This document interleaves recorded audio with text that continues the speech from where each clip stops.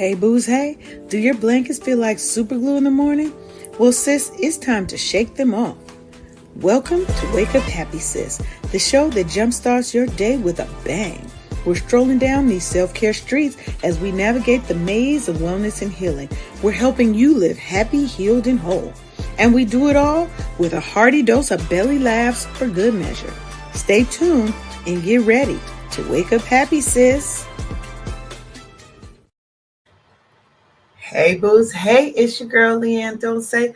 Welcome to another fabulous episode of the Wake Up Happy Sis show, the live show where we're rewriting the rules and taking back our power financially, emotionally, and in every other area of our lives.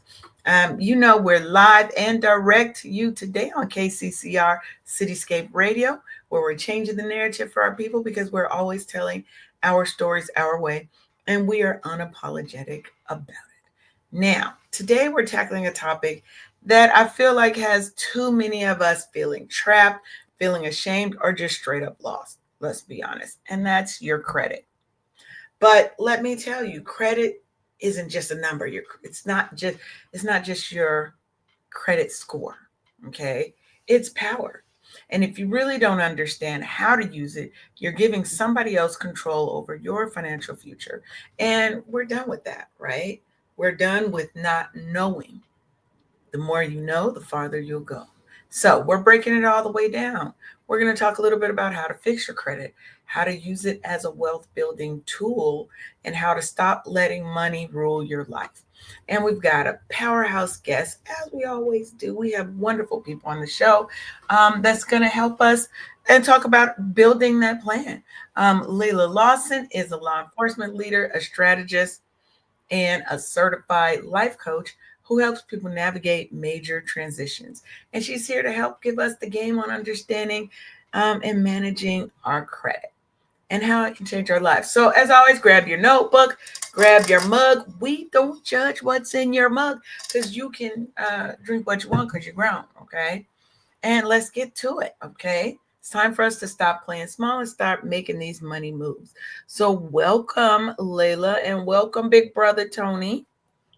Good morning. Good morning. Good morning. Okay, let's make this. So, how are you doing today? I'm doing well. How are you guys doing today? Grateful for another day above ground. Absolutely. Because it did not have to begin. It wasn't guaranteed to us. Was not guaranteed to us. So we thank you for coming on this show and joining us today. So let's talk a little bit about who you are and what you do before we jump into the topic. So you've spent over 15 years in law enforcement and community engagement, where I think trust and responsibility really are everything in those areas, right? So how has your experience in these fields shaped kind of your understanding of financial empowerment, especially for Black women? No, I am so glad you asked that because a lot of times in law enforcement, what I would see is a variety of people, all backgrounds, all financial, whether it's, they're starting low. Mm-hmm. And I don't want to call anybody poor. So that's why I use the word low specifically, because sometimes we're just starting out, and starting out doesn't mean that we're poor. It just means we're trying to figure it out. You have the working middle class, if you will, and then maybe the upper echelon that have got established, but maybe they weren't born into money. Maybe they had to work their way up. I was able to see all of that. And it did give me a new perspective. When you talk about Black women and Black people in general, it just takes me back to my roots of understanding that I didn't understand anything when I went off to college. So when you say, Leila, tell me a little bit about yourself, your background. Well, yes, I have 15 years experience in law enforcement, but I have 45 years of experience as a Black woman, someone in family that was not able to tell me what they didn't know. They couldn't train me up on credit. They couldn't tell me information that they had not been provided with. you can't pull yourself up by a bootstrap if you don't have a boot or a strap to do those things. Exactly. Yes. Therefore, when I went off to college, I knew nothing about credit. I went to Texas Southern. I got on that campus. They were giving out free t-shirts. I signed my name, got a free t-shirt, had a Discover card in the mail, and honey, I discovered Texas with that thing. I didn't Yes. know what was going on. When we talk about being a life coach, that's the part that comes in where I saw so many people fall short because they were not exposed to the information. That's You can right. only do as much as you know. And like my father told me when we had a conversation, probably 15, maybe 20 years ago, and I said, Daddy, why didn't you ever teach me about credit? I didn't, I wasn't upset. I just was curious. And he said, Layla, how can I teach you about something that my parents never taught me about? I was just told to graduate high school and go to the military or get a job. Well, pick one. Nobody talked about credit and the importance of why you need it or what it can do for you or how it can hinder you. And we're Mhm. not just talking about, Leanne, credit is being a purchase, but how they look at that as how they're going to determine a price for you, even with your insurance rates. And Oh, I'm not yeah. going to get too far, Leanne, but hopefully I answered that question and told you a little bit about my background. I got excited there for a moment. No, I mean, look, that's what we like here. We like to get real and get down to it. And I 100% agree. When I went to college, yeah, they tell you come and sign up for this and that and all these credit and all, and you know nothing about it, and then all of a sudden you're in debt, and you're one because I was raised by my grandmother. My mother died when I was very young. She was a teacher. They didn't know a lot. They'd not been raised up on credit and the benefits and how to leverage it and how to utilize it properly, right? We come from, or at least I come from an era where unfortunately you had parents who had bad credit who were using their children's credit to get their lights turned on and things of that nature. So by the time that child got to an age where they could potentially use credit, a lot of them already had bad credit, right? And so they've never been, if we've never been taught, I agree with you 100%. We don't have a boot, we didn't have a strap, we didn't have a thought of a boot, right? We didn't even know what a boot was. Right. So how were we supposed to just know and leverage what other communities have been passing down to their children for generations? Yes. And so now it's like we have to make that difference. We have to make that shift. We have to stop the generational curse that's going on of um, mismanagement and just not a general good knowledge of what credit actually is. And like you said, it's a determination, unfortunately, of your worth to a society or to this society. Everybody doesn't use credit as a determining factor, but the United States does. Yes. That is so true. I like that you touched on the fact that people were already, and I'm going to say, using their child's name or someone else's name to get something, kind of in a way to survive. Like you said Yeah. lights, gas, phone. Those were the things that people were getting because they maybe had already ran up a bill and couldn't afford to pay that bill, but still needed these services. And so it's not right, and be it as it may, that that was something that you could do back, years ago. And thank goodness you can't do that now, because how unfair is that to come out and your credit is shot and you're starting like credit repair, debt repair. Right. You're like, "Hey, I'm 18. Right, I've never even had a cell phone in my own name. How do I have bad credit?" right. And Mhm. so I love the fact that you pointed that out, because a lot of people may not be familiar that that did happen in my family. I was a victim of it, and it wasn't my parents, but I did have a family member get a utility bill in my name that I was away in college in Texas. I had to prove that I did not live in the state where you're saying those utilities were on.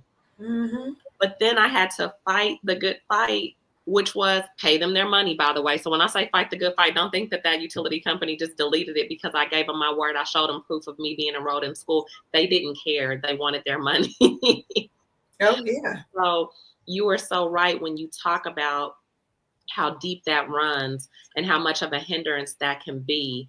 And it's not just like we talked about the worth of a person, like it's not who you are, but it's how society, tries to put a stigma on you. I mean, these days to get a job, they want to run your credit. They want to know how you are with managing money. And there are times that a credit check or your credit does not mean who you are forever. Maybe from 5 years ago, you were irresponsible. You didn't make the best choices, but then you have to go and fight through that. Life challenges happen, whether it is a job loss, a family member loss, health, maybe poor choices, overspending. You're doing things to put yourself in a space that you want to feel comfortable because you feel inadequate. So you're spending more than what you have. And when you look at that, those things can lead to us mismanaging our finances, or maybe you never made enough in the first place and you barely were able to make ends meet. So you overextended when you did get an opportunity of credit, and looking at how can we work through it. The only way to work through things like that is to truly understand it with these platforms, Leanne, like you're positioning here, so we can have the discussions and open people's eyes. Yes, that's fine that for a job, that's you want a credit check. But my thing is also allow people, maybe if you're gonna hold their feet to the fire on that, let them tell why they were in that position. And I'm not saying that every story is a good story, but what I am saying is that shouldn't be the deal breaker on employment, because there are times when it may not be a financial crisis that someone has, but everyone has crisis that they experience. Mm-hmm. Therefore, giving grace in that space. And instead of maybe saying you can't get the job or you can't get this, maybe do like a car dealership. A car dealership, if it's the right one, will say, well, we're not going to not give it to you. You just got to pay a lot more money to get the thing. We're not going to not insure you, but your premiums and your rates will be a lot higher until you can prove that you can maintain credit worthiness with us. So I think instead of people eliminating opportunities, maybe we just have to pay the penalty to show the credit worthiness. I don't know. Yeah, and I think if we take a step back, right? A lot of times I think what has happened is we've been fed a lot of fear-based narratives about credit, especially in the Black community, right? And some of us were even raised in household where credit was demonized. And I'm not just saying people using your credit, but that fear-based stigma about credit. Stay away from credit cards. Debt is bad, right? Yes. And then some of us being thrown into financial chaos without guidance, like someone using your credit to get services, products, whatever, stealing your identity. That's happened to me by people in my family, right? But it's time that we start to rewrite that script. And I agree, that's why shows and episodes like this are very important, because we have to start having those hard conversations about credit, about finances, about financial wellness, right? Because a lot of us, right, we didn't know about credit, had no idea. You get thrown into college, or you come out of the house and everybody's handing it to you, and they'll give you $3,000, $5,000 for nothing, right? Because one, they want you trapped in that debt cycle. They want you trapped in that, because once I got you, they're going to keep you in that cycle. And nobody taught us that, hey, and I mean, it should be, you would think it's a foregone conclusion that you spend it, you got to pay for it. Right. But people that weren't used to that have not had that, they don't have that basic understanding of that concept all the time of that, right? And when you're 18 years old and you are just figuring out who you are, what's going on in the world, that's a lot of money to toss at a college student who's living on ramen noodles. So yeah, we're gonna run up a check on that card, and then we're stuck trying to pay for it for the next X number of years because we're then told pay that minimum. All you gotta do is pay that little minimum $15 and you Mhm. never get out of that cycle, right? Right. And understanding things like what actually makes up a credit score, Mhm. right? And it's not really as complicated as people think it is. Your credit score is made up of your payment history, utilization, your credit age, meaning how long you've had that account, how many inquiries you've had into your credit. So if you're going and this month you've decided you are going to apply for every credit card and get a car and get a loan, that's going to affect every time they hit it, it's going to affect your credit, right? Um, and that mixture and understanding these five factors can really put you in more control of when you pay, right? So paying your credit cards and your loans and stuff to where you're getting the optimum amount of money Right. into that loan or into that credit. So hey, I done charged up this much. When can I pay so I'm not getting hit with all these fees? Yes. The interest Right? fees, You know, right. And how can I pay off this 30-year mortgage Mm-hmm. in 15 years by making extra payments that are Mm-hmm. going to go to my principal? Right. And I think as people, we have to come to the point of understanding that it is our responsibility to learn about it. We cannot continue to put it off on somebody else. Well, I wasn't taught about credit. I wasn't. You're 30 years old now. The internet is here. You can find out anything you want to about everything else. You find everything else on the internet. Let's find out how to utilize credit as a wealth building tool. Because if you look at how rich communities leverage credit, they do it very different than we do. We're using credit to survive. We're using money to survive. They don't. Mm-hmm. They don't. And we have to start thinking like them and acting like them. Even if it's only with $10, $20 a week that you've got extra, we've got to start thinking differently about our relationship with money and with credit.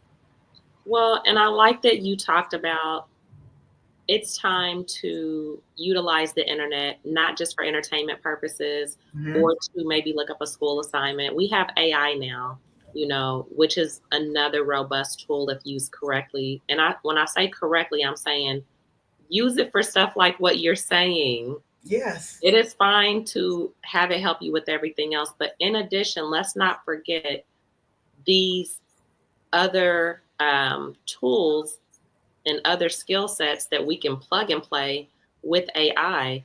And when you talked about how, and I kind of grew up the same way, like credit cards aren't good, you kind of might want to stay away from that. It was more that information was being shared in that way just because no one wanted you to go down the path of destruction. So it was one of those things like, we don't know much about it, so just stay away from it, just Yes. play it safe. And not out of anyone trying to not educate, but in the space that you talked about, internet, and I just mentioned AI, you can literally go on there and type in how to fix, my credit in 6 months, or what do I need to start doing in the next 30 days? This is how much money I make. You could type all that in, and it will be like your personal financial advisor for you. You can take that plan, you can put it into action now. What I will say when we talk about the credit, I have absolutely never used a credit management agency. I've always done it myself, Leanne. And at the age I am now in my 40s, the internet wasn't even a thing. It was a thing like, Right. let me not say the internet. I guess Google probably wasn't a thing when I was a teenager. So I won't say, because I think the internet was just coming out when I went to college in 97. But Google, I know, I don't remember Google being around. And if it was, I just didn't know about it. So I'm saying that to say, I had to talk to people, look at articles. I had to do other measures to find out how to fix my credit. Mm-hmm. And then once I found out the information and printed it off, I fixed my credit. I think sometimes we need a goal or an understanding as to why to fix it and then maintain it, right? Yes. It's a path of, like, when I had my kids, I said, oh, I don't ever want them to go through what I went through. So, I added my daughter at a young age on my credit card so that she could have that credit built. So when it was time for her to go off, she went off, to the Air Force, and she then wanted a car in her own name. She still needed a co-signer. And it's so important. You said it, payment history. So she had the score of 730, but she still didn't have payment history. Guess what? I didn't know that she would need that.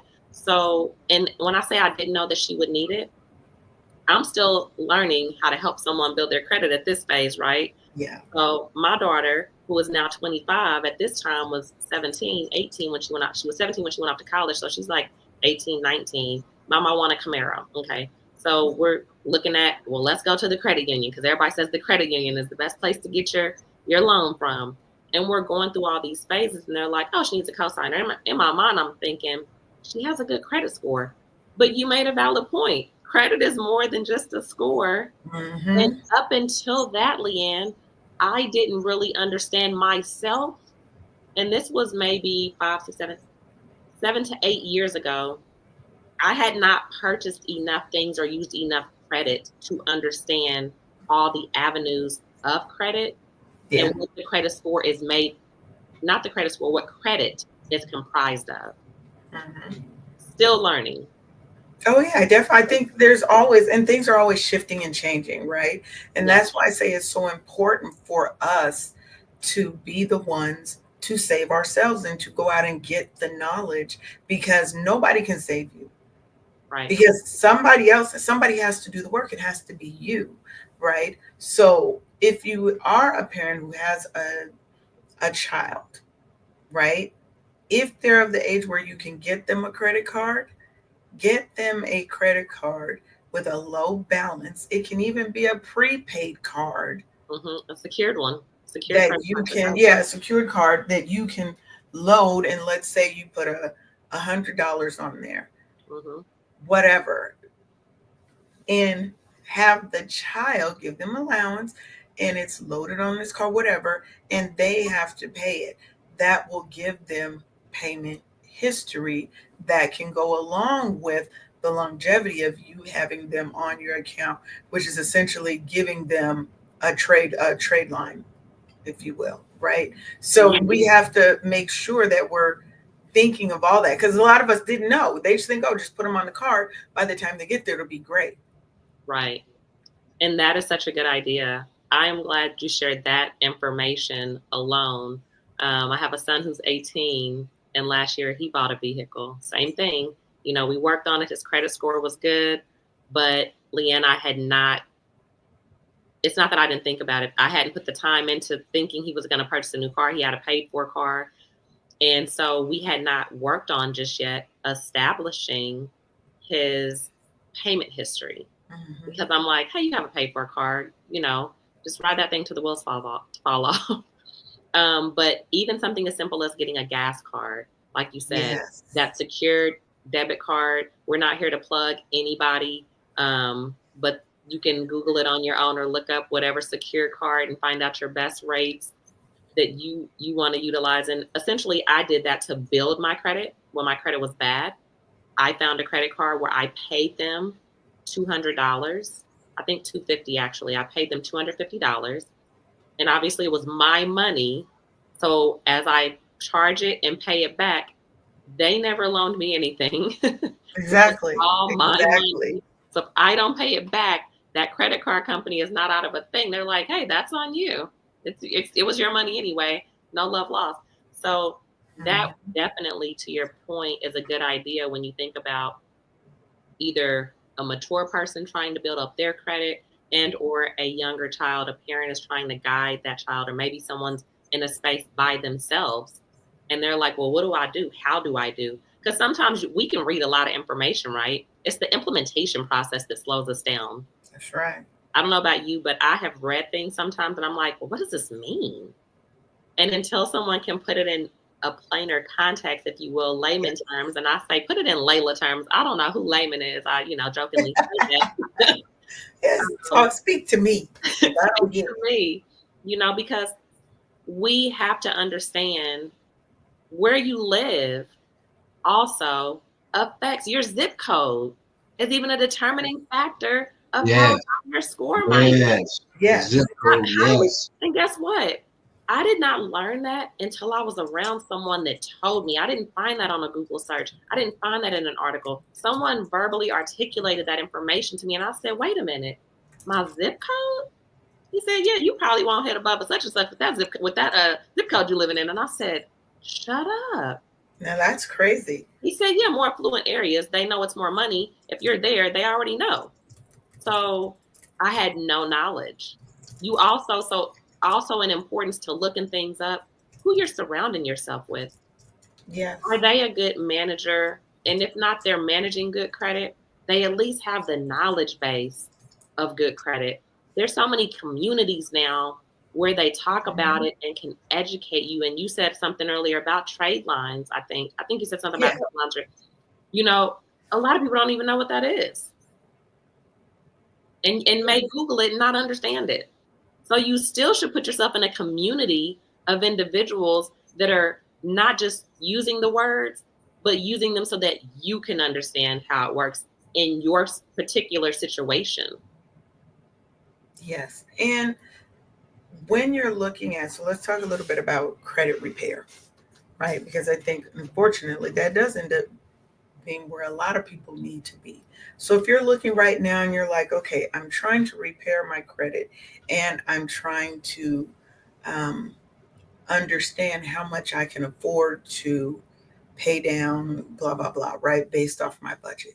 So how would I utilize AI? If I'm looking at, okay, I've got these AI tools, I got Chat GPT over here. Ask it a question. Just simply put in something like, I want to fix my credit. I make this much money. These are how many bills I have, whatever, right? And you can even ask it, tell me what I need to tell you so that you can help me create a plan to fix my credit in 6 months, right? And it'll tell you, hey, you're going to need your credit report and your scores. You're going to need to understand your debt landscape, if you will, right? What are the type of debts? Do you have extending balances? Your payment history on those things. See how all these things we're talking about keep coming up? What is your income and your monthly budget, right? So you can ask it. I'm going to put a prompt in the chat in the comments that you guys can literally put into Chat GPT, Claude, or um, any other AI tool, and it can help you come up with a plan. I want to learn how to fix my credit. What information do I need to provide you to come up with a plan to repair my credit in 6 months? Right. Just start there. I put that in, and it gave me 6 key areas immediately that these are the things that I need to know. Mm-hmm. Because most times when we talk about that budget, baby, that budget is the B word people don't want to talk about because they don't have a clear understanding of where all their money is going. And that's your first step to repairing your credit, is understanding where your money is going, because you're gonna have to cut back on something in order to repair. If you're doing that and you already feel like, well, I'm overextending myself, well, that means you may not be able to go out to the club for 3 months. Right. You may not be able to go to Starbucks and buy that Starbucks. We got Starbucks at home. Right. You may not be able to eat out at lunch. You bring your lunches, you meal prep so that you can save money and take little bits of that money and then figure out what's your route, right? Because in your credit landscape, one, you should always be paying yourself first. Now, people are probably not going to like what I'm about to say. Them bills is late already. That credit card and all that stuff is late already. Put more money into paying yourself, but take a certain amount and dedicate it to paying down those debts. Hopefully they don't go to charge-offs. One thing I recommend too. Well, and I like what you said. You can call any creditor that you have, and you can ask them for a payout amount, and they'll give you like a 30%, 50%, and put you on a payment plan to pay that off.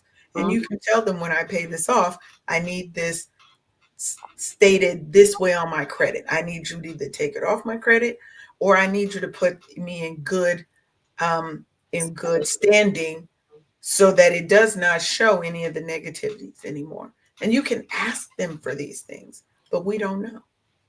And Leanne, I did those exact things. I still have all my credit repair stuff that I printed out for myself. I did exactly what you said. I began budgeting. I paid myself. And you're right. It was already late. Some was already gone. And even the ones that were charged off, it's like they've sold it to a company. So one of the other things a tip that I used was, I would send those companies a letter and say, provide me with the original agreement that I had with you. And if you can't provide that, you need to remove this off my credit. Period. So that's the biggest flex move right there. People don't know. Yeah. You don't owe that new company anything because your debt was not with them. Right. So they use those fear tactics to try and get you to pay. I don't know you nothing. When you can come up with my contract with you, then we could talk. So that's great. I'm glad you said that. Yeah. In my 20s, as I was trying to figure it out, and I'm like, wait a minute. So I owe this company, this is on my credit, and this collection company's on my credit. How do I owe this company? What is going on? Because now those are multiple negative hits. And I'm just like, what is happening? So then I'm like, well, whoa, listen, I'm not giving you a dime. You can, matter of fact, stop calling me. But I learned it through reading and just understanding the debt to income ratio, because I wasn't aware of even what the debt to income ratio was. And as I began to do the homework, and you just said, what'd you say? You said pay something on it. Like, I think it's whatever the debt program, I can't think of it. But they say start small, right? Start with your smallest bill. Snowball. That's the word I was looking for. Yeah. The snowball effect. You start with your smallest bill. So if you owe $500, put the most money towards that. Once that's paid off, whatever you were paying that, now put towards the other, and began to snowball until you could pay it all off. And you made a point. Hopefully nothing gets charged off. But if it does, keep moving forward. Don't give up. But always pay yourself first. That's hands down in a budget. I am so guilty of this. Oh my goodness, I'm so guilty because I loved the Amazon package, Leanne. I loved them. I didn't really love them, but I thought I did, and I thought they loved me. Like Christmas every day. And you thought they loved you back. Like a birthday present every day. And so I had so much money going out to different things. I mean, and I ordered everything. It could be a light, it could be a phone case, it could be some glasses, it could be a t-shirt. I didn't have just one specific thing I was ordering. Some of it was household products. But the point is, I was still overspending. And if I would take that money, and the rule is you can either do 24 hours or you could do 4 days. Write down what it is that you want to purchase. And this is not even a debt thing. This is not you're in debt trying to get out. This is just a great tip of how to manage your money with that budget that you're referring to. Is this something that I really need? If it is, write it down. Come back 24 hours later. If not, you can set yourself on a 4-day rule. Come back 4 days later. Do I still really want this or need it? And if the answer is yes, go ahead and make your purchase. And if not, it cuts down on that impulse buy that a lot of times we seek for short-term dopamine burst and gratification for whatever we have going on in that moment, in that time. And this will help alleviate some of that. And I also recommend getting an accountability partner if you're comfortable. If I'm trying to go through this, I may need to tell Leanne I'm going through this. So Leanne can say, Layla, how's it looking over there? What are we doing this week? How are we doing this week? Because when you leave it up to yourself to only hold yourself accountable, it's like running a relay race, except for without the other people. You're trying to run this race, and it's so much longer and it's harder than if you would just incorporate other people. You can pass a baton, and you can in turn make your journey a lot smoother It is not taking you forever to run it because someone's helping you. Layla, let me see your budget. Oh, Leanne, that budget. Yep, let me see your budget. What do we do? What are we doing? What's this? What? Because now it's not just Layla and I can hide it, right? I can hide what I'm doing, hide my purchases in the closet. Leanne wants to see. Leanne is my friend and I trust her though. You're picking somebody trustworthy. You're not doing this with someone who's not trustworthy. Let's be clear. Pick a trustworthy person and have them as your partner. And try to make it a person whose financial situation is where you want to be. Yes, Right? yeah, absolutely. Absolutely. I have one friend, Crystal. If anybody were to be my financial accountability partner, it's going to be her. Because one, I know she's not going to take my crap. She already questioned me right now about stuff. You don't even need that. Yes, I do. But in our mind, that's how we feel. Like you said, that dopamine rush that we get when it's a new purchase. Amazon, look, now I will buy some things, but my problem wasn't the little spending, it was the big spending, meaning I had an addiction to buying equipment for my business. I have a full-on printing company at my house. I don't have a printing business anymore. Right? But I have a full-on printing business that I could run out of here from the stuff that I've purchased, right? Mm-hmm. And I love that rule, that 4-day rule that you're saying. If you want, write it down, put whether it's a need or a want. I'm a big fan of spreadsheets, right? And then come back a couple of days later and really see if it's a need. Sometimes we feel like, oh my God, I saw this so great, especially if you're on TikTok or on all the things and you're seeing all the ads. Ooh, I need this, I need that. Yeah. You don't need that. You 100% don't need it, chances are, right? Mm-hmm. And we have to get to a point to where we are really looking at that need versus want. And when you're rebuilding and repairing, a lot of that want goes out the window because we have to get to that need and realize that credit isn't our enemy. It is literally just a tool. So if That's we it. really learn how to use it right, it can work with us and for us instead of feeling like it's working against you because you never learned how to manage it, build it, maintain it, grow it in the first place. But because you didn't know doesn't mean you get a pass for not learning. Because that's where we are now is okay, you didn't know, right? Mm-hmm. But you do now. We've Yeah. given you a couple of tips already. Use AI.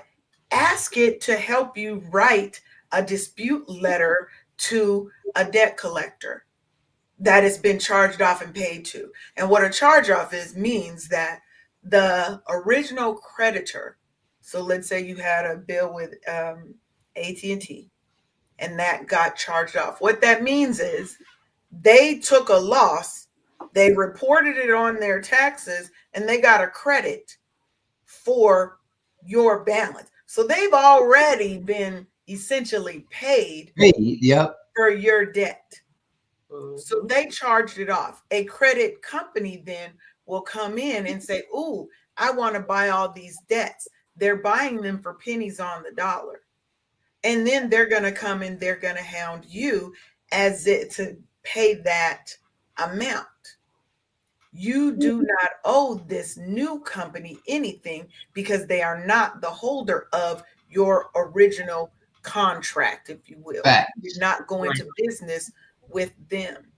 So you can ask ChatGPT to help you write that. There are a lot of people online who will help you do that for free. There are people that sell and will help you craft letters because they have templates, right? But research the person first. Don't just go give your money to the All first right. person you see that's online. You actually have to look and do your diligence. A lot of people will give you the information for free. But what you might need is a coach that you Yep. pay, somebody who has your accountability built in. Sometimes we don't value it until we've got to pay for it. Facts. And I'm glad you said that because as a life coach, that is one of the things that I'm huge on. I did not really understand how much we invest in everything else in our lives, but not ourselves truly. Mhm. We invest in the exteriors of ourselves, and even sometimes the interior by the things we purchase to put inside of ourselves, but we don't invest as much into our whole body, if that makes any sense. The It things makes like what good you're sense. saying, invest in a life coach, get a trustworthy coach, get somebody who's going to help hold you accountable. They are vested in seeing you be successful. That's the biggest proponent. And I would say one of the things that I do with my clients, I hold them accountable. We come up with plans together. And a couple of my clients now, they're like, oh my gosh, I just love that you want to help and you're helping me. Like, it's times through the week I want to text you or call you and be like, I did it, I used it, or whatever the case, because you also have to tell yourself, I'm in a space where I want to be coached. I Yeah. want to hold me accountable. Yes. When we talk about, you said a couple of things earlier I want to hit on, deleting things. Another tip, a nugget for whoever watches the show, look up case law, Cushman versus TransUnion. Look up things that talk about the demand of deletion, or, let them know if not, you're going to get counsel. Look things up like this. This helps you get things removed from your credit, and not just things that you've done. Okay. So we're not talking about that. Inaccuracies. Every time on our credit, don't have a lot of addresses. Get some of that stuff removed. Get it updated. We want our credit to reflect accurate, up-to-date information. Another tip, not to be all over the place, is when you think of utilizing credit and how it can work for you as that tool that we touched on, you also want to get, maybe if you choose a credit card, one that provides you points. Mm-hmm. Here, when I travel, I'm traveling on points. Points, yeah. People are concerned about how I'm getting this money. I'm not. I was spending it anyway, paying my bills, buying groceries, putting gas in my car. They gave me 10 times the points, or 5 times the points, or 12 times the points. Read before you get these credit cards. Don't just get a credit card if it's not benefiting and providing you something in return. Agreed. Some of them will even give you gift cards and money back. You can pay your bill with the money that you've accrued in points. I got an Amazon card because I was spending on it so much. That thing is golden. And when I say that, because I've spent the money, but then I turned around and had $100 in points, and I was able to buy my purchases with the money that I spent. So they're rewarding me. I'm getting rewarded for using my money and turning around using it where I was already going to spend it. Yeah. It's different than your local grocery store reward program, how they reward you with the gas points or whatever, the food points. You made it so clear. Let's use the tool and understand how the tool can work for us. It does no good to have a toolbox and you're trying to use a hammer on a doggone screw when you need a nail and a hammer. Nail and hammer, screws or screwdrivers. Use the power tool. Now, can a hammer do the thing you need it to do? Yes. But is it going to be a lot complicated, or is it going to make the hole bigger and not do the things that it should really, truly do? You're doing too much. Find the proper tools and the things that connect with it and use it in that manner. That's right. That's the only way we can grow and maximize what we're doing, is to figure out. And even with the credit cards that have the what they say, interest free, if you have a high balance and somebody has an interest free offer, as long as you're not in a position where you're about to purchase something and you don't mind taking that hit, get that card that's interest free for 12 months, 14 months, transfer that high balance. Now you have a zero balance. That's not a freebie to charge though. Now pay that card. Pay that down. That other one down. Because now it's interest free and you're winning. So even trips and tips like that can help you with your credit. Yes. Yes, that I love that, especially with the moving the balances. I think people are sometimes scared to they're scared because they just don't know, right? And I want you guys to understand, you are not your credit score. Just because you have bad credit does not mean you are a bad person. It just means you're utilizing your resources incorrectly. And you need to make a shift. And that shift got to start up here. Yeah. It's got to start up here. All these mistakes can be fixed. Financial freedom is something that you can 100% have. Hey, Sharonda. Hello, everybody. Sorry, She I been had on calls trying to do stuff this morning. Ain't even come and talk to us this morning. But we gonna let her have a pass today because she was busy. well, hello, my family and friends. And Hey, today is an absolutely excellent topic. And I wanted to give you guys 100% of the game for free 99, the Sealy see, style, the way that we have lived our life. We have in this thing for 30 years, so we've been doing a few things the right way and stuff. So I wanted to yes. share a new vocabulary word with the people today, and Oh, it's new called the vocabulary word. yes, it is.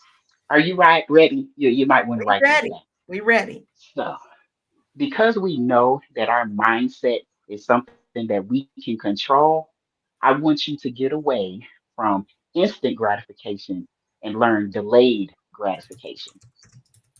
That's Ooh. good. And what is that, Can Sharon? anybody hear me? That means so you go and you see something that you really think that you like. I want you to think about that for a second. Now remember, a lot of the stuff that people buy they probably can't put their hands on because it's in the landfill some damn where, like a pair of jeans or a piece of equipment or clothes or whatever have you. I bet money, dollar to donut, that everybody has some things that they really and truly have some buyer remorse on, but they didn't do anything about it and they're still paying for it and they don't have the items anymore and stuff. That's the cause Mhm. for putting a pause on your buying and spending to keep more money in your pocket. Because say like if you're in a store, go around the corner and do other things and shop, right? If you come back to that thing and it's still on your mind to pay, I also want you to think about it. If you don't have the money in your pocket or readily available, wait for a second because if you're willing to throw money, everybody is throwing money away haphazardly every doggone month for whatever reason. Your number is your number. But if you take that same amount of money that you would have thrown away on something, how about you keep that money in your pocket and look around your surroundings like, you know what? I already got two of those. I don't need a third one. Don't buy the third one and get rid of one of the ones that you have because you only probably using one. So there's so many different tools to be able to keep more money in your pocket. And I wish I could see what that says because I'm on my phone and I can't. It Oh, says yeah, it says delayed gratification is all about choosing a bigger, brighter reward in the future over a quick fix or immediate pleasure. I'm out here absolutely. giving the people the vocabulary. You tell me Thank I am you. your scribe. I am your scribe. I got your back. Thank Okay. you. So This is what yeah, we so delayed gratification. Yes, indeed. Also, there's a book called the Millionaire Next Door. It's about all kinds of ways people millionaires stay frugal. Even millionaires don't spend all that they have. How you think they remain millionaires? Because they don't spend everything they have. They are out here buying used vehicles, so everybody else is paying the taxes. We're buying used cars because we let somebody else pay the doggone taxes, and so we got a semi-new or slightly used car. Make choices like that because you don't need the latest and greatest car every damn year, y'all. You don't. I promise you don't. Stop getting you yourself show in a about that way. We look. The people gonna be like, "What? Huh? But I need that." And you know. no, you want that. I need another vocabulary word to be put up. The difference between a want and a need. You want that. That's a nicety, not a necessity. See what I did there? I saw Mm-hmm. that. I saw that. I like Play that. on words. Go on, girl. Now, the book that I she's know a little referring to, something. Millionaire Next Door, is by, well, we got a couple different versions. William Danko, Danko. If you look that up, there's a few different ones, Hmm. um, but it just looks like they've updated the book over years. Right, because So it was like 25 years ago that yeah, I the picked first that one I book up. see is 90. I see a 96. I see a Yep. 98, 2010. The first edition came out in 96. So that lets Yes, you it did. know they've been keeping these secrets and somebody trying to share it with us. It's time for us to go and get it. Get I'm that not money. gatekeeping nothing. I want to. If I had a mountain, I would be on that mountain shouting it from the rooftops. Also, if you're in a team as a couple, you can live off of one income and invest the rest. I promise you can. I promise you can. Because there's no reason for you to be spending up every single dollar that comes across your wallet, so to speak. Because how in the world can you get ahead if you just keep buying stupid, frivolous stuff? Like for instance, Mr. Seeley don't buy me flowers. Mr. Seeley buy me assets and houses and property. I know You see that's the right. difference? No, So that. it's again comes back to the mindset and stuff.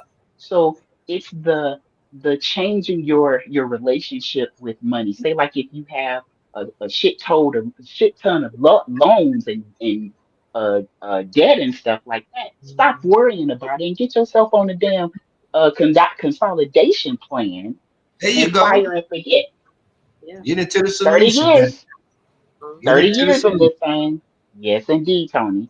30 years Mhm. at this thing. I'm only sharing my life. I'm only using myself as a way to show you what we did that was so successful.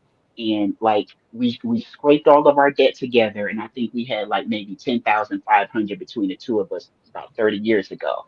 So we put Mhm. that on a debt repayment plan, and before we knew it, we were already out of that doggone hole, and we were both working. We were both on active duty. We were officers at the time. And so tips and tricks like that helped tremendously. One time we were in $55,000 worth of debt because we bought a used daycare center, and $55,000 was paid off in less than a year. So don't you Mm. sit up here talking to me about your doggone credit card bills being $5,000. Come talk to me when you add a couple of zeros There you go. and get hard on yourself and tighten your belt and get your ass out of that hole in less than a year.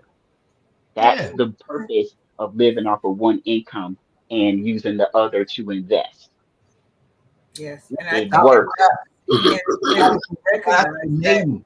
you're going to have to sacrifice. Yes. Yes. There's Yeah. no way And it's around only for a time. It's not it. forever. It's You just for spent a all time. that time having fun, Yep.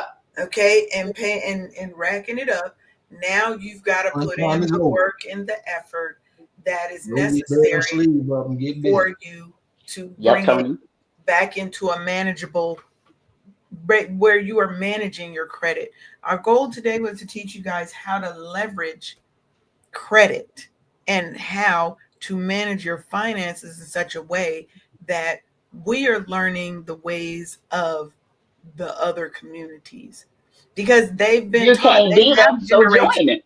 yeah, they have generational wealth. They've been Hmm. passing these secrets down to their kids, where unfortunately a lot of times what we've been passed down is credit and finance mismanagement because our Hmm. people didn't know.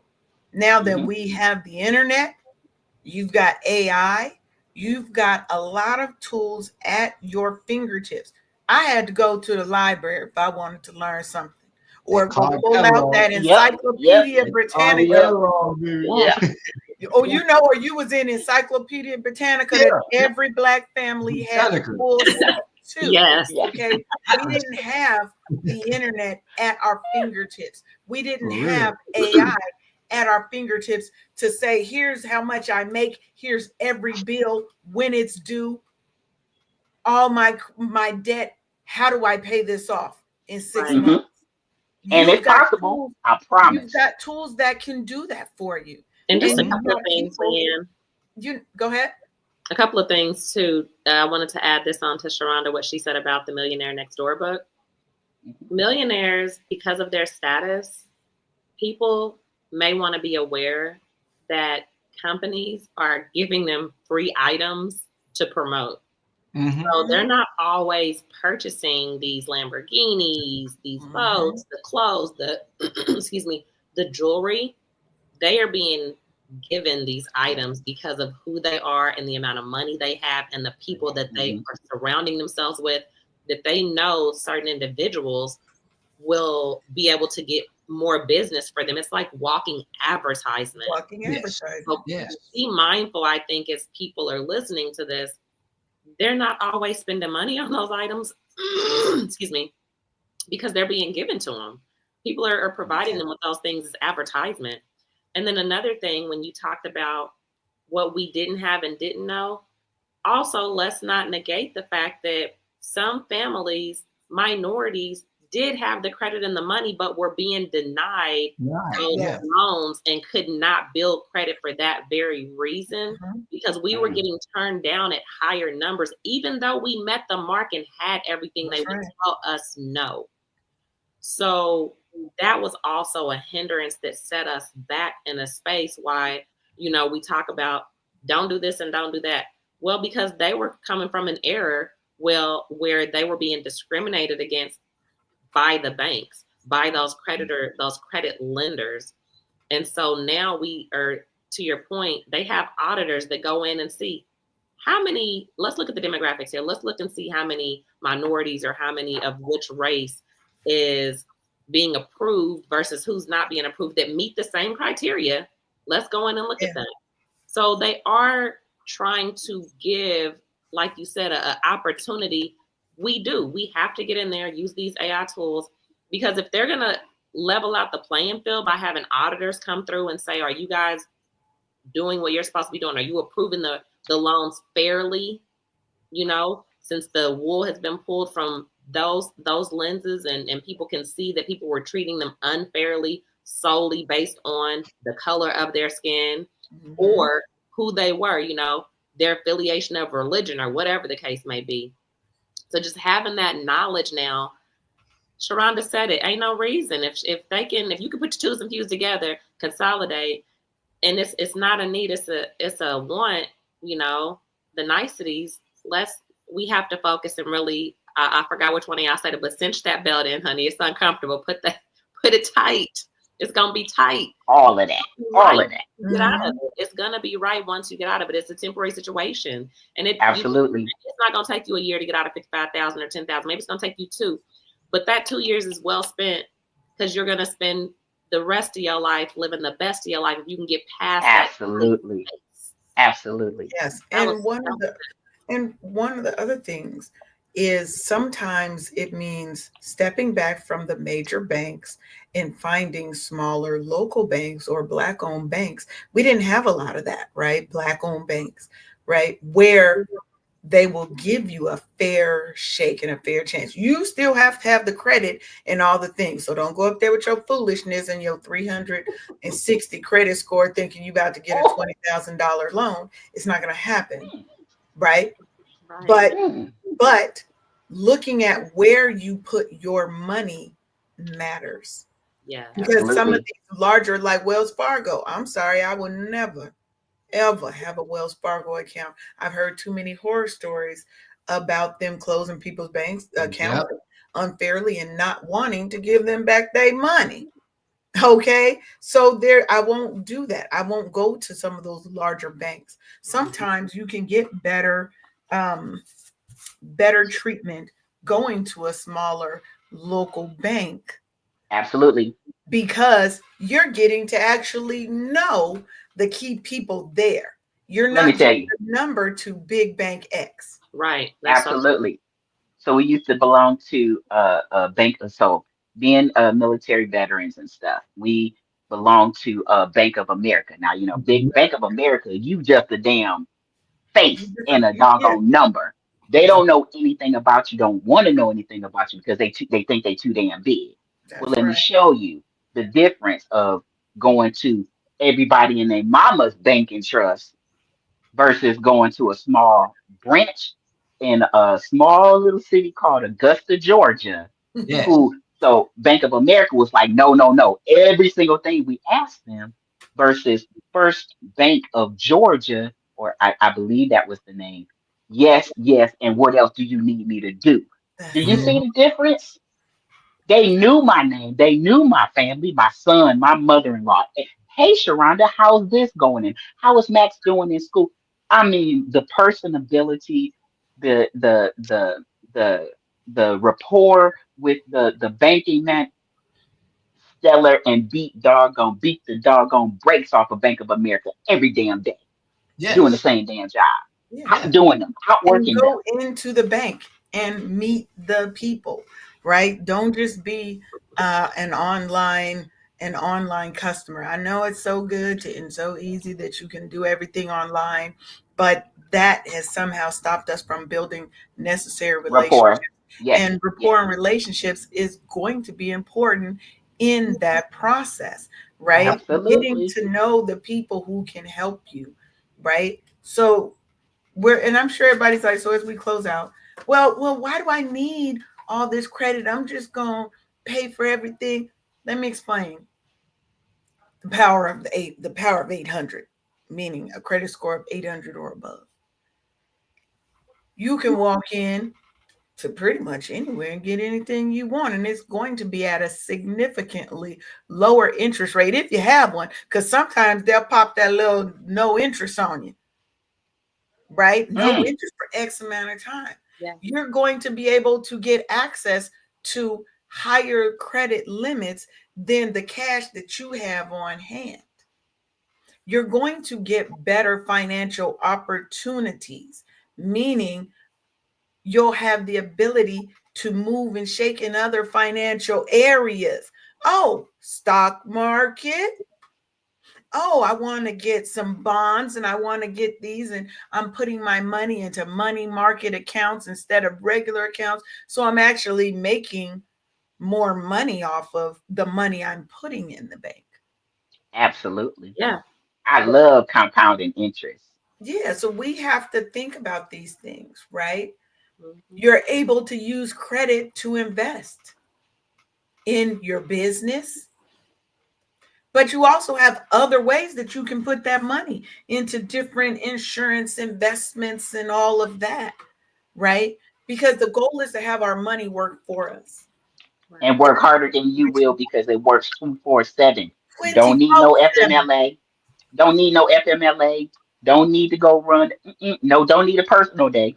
It don't. None of It that. Mm-mm. ain't never asked for a personal day. It said, let me get out there and make you some more money while you sleep, Right. right?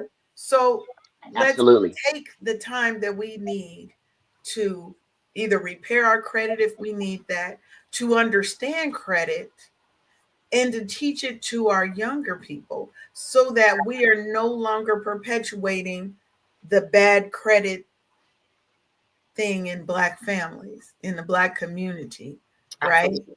We need to take control.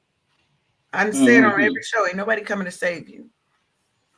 So Yeah. They're how are already you here, going to which is you. participate in your right? How are you going to participate in your own rescue, That's what in they're your telling you. own healing? Put your mask on fire. Save yourself. You can't Yes, save them. ma'am. Save yourself. That's it. And learn how to utilize this stuff so that we can get all the things and pass down generational wealth to our families instead of having to do a GoFundMe to Yes. pay for a funeral. Hmm. It's not too late, y'all, to get on the It's not. bandwagon. I It's not. promise. You can be 77, like my Uncle Sherman in there. He's interested in learning how to invest. It's not my aunt is 85, 86. She's interested in learning. It doesn't get old just because you may chronologically get old, but your mind is still active and it wants to learn something new. Like the dumbest thing I was doing in my 20s was paying my credit card bill and going to the mall before I got back home. Hold on for a second. I was my own vicious cycle. I had to stop Yeah. that shit. It's the when you know better, do better. Haven't Right. done that in Absolutely. a long time. Yeah. So Yeah, mindset, people, you can That change that. I put that in the chat. Yeah, that's it. I So put it as in. we wrap up, Layla, do you have any final words and tell the people how they can contact you? Absolutely. Final words are credit is key. It's never too late. Piggybacking on what Sharonda said, and being financially fit helps you not need to be overextended and stressed. It also Say it for brings the people in the back, Layla.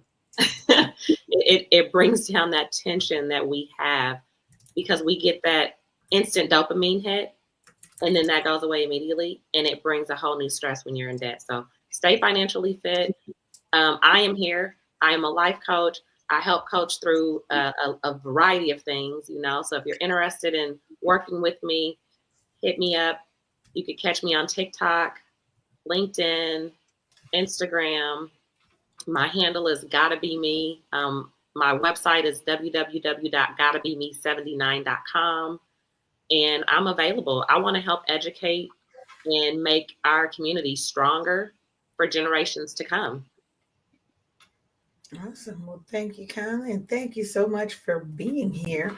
We definitely appreciate you coming and sharing with us. You're definitely welcome to come back and kick it with us over here on the Wake Up Happy Sis show. Sharonda, you got any final words? Delayed gratification is your new vocabulary term. Get into it, people. It's not too late for you to correct your relationship with money. That's You can right. keep it around a whole lot longer if you stop with the frivolous spending. I promise you. Credit is like a hole. The more you spend, the deeper you go. You cannot expect to get out of debt if you are still running up the credit cards, y'all.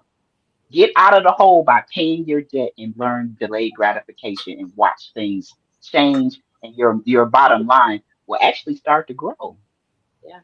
Mm, I dare you. I double dog dare you to do it and see for yourself. Don't take my word for it. Get into it. You can yeah. do this. Tony, what about you? You got any final words? Yeah, I like that. Delayed doesn't mean denied. You know, Correct. it's Correct. just on hold for right now. You dig what I'm saying? And my final word is this: stop sacrificing to lose. Change your mindset. You know, Yes. the information is out there. Somebody clack a fan. Okay, It's let me clap on available. his behalf. It's available. It's out there. I want to thank my sisters, my queens, for always giving these valuable pearls. My notebook is filled. Thank you. Gotta be me. Woo! I'm on fire today. Well, I'm finna go out here and change some stuff. There And you y'all can go. catch me every Saturday and Sunday at KCCR Radio Cityscape. I did 2 cold shows this weekend, boy. Man, so you got to come on in. Come on to the Brownstone and get your groove on the weekend from 7 to 9 p.m. every Saturday and Sunday. Yes. So we unpacked a lot today, boys and girls. And if you really take nothing else from this conversation, I want you to take this. Your credit is not a measure of your worth, but it is a tool for your future. And you deserve a future that's filled with financial freedom, with security, with peace. No more shame, no more fear. It's time to own your power. I want to thank you, Layla, for showing up, dropping some gems on us. And letting us know that we have to stop letting our credit control us and that it's time for us to level up.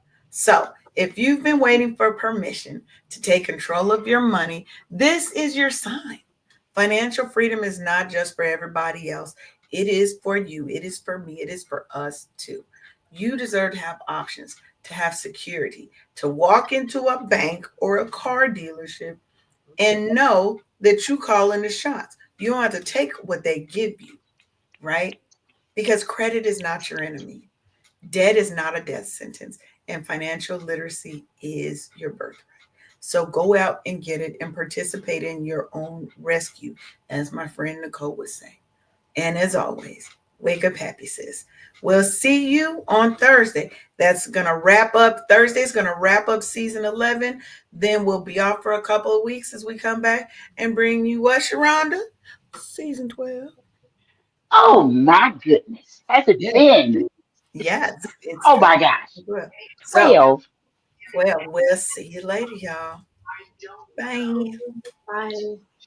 Thanks for tuning in to another episode of the Wake Up Happy Sis Show. Join us live every Monday and Thursday at 10 a.m. Eastern for more joy, healing, and sisterhood. Until next time, keep thriving unapologetically, sis.